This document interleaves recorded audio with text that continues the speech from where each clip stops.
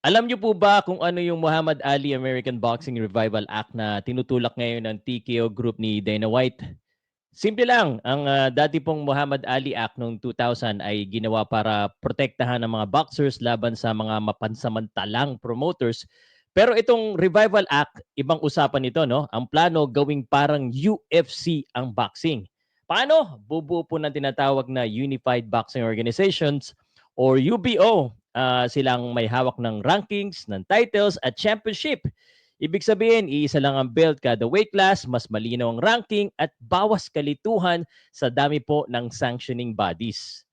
May dagdag benefits din naman ito, no? Minimum pay para sa mga boxers, medical insurance, anti-doping protocols, at bawal na ang sanctioning fees. Sa papel, parang win-win para sa mga fighters, pero may catch.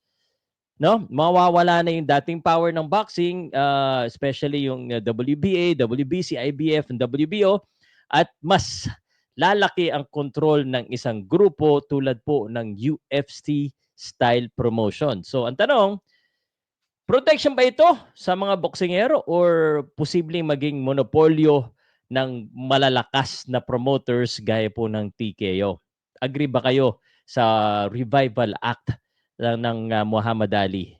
Uh, Let me know, guys.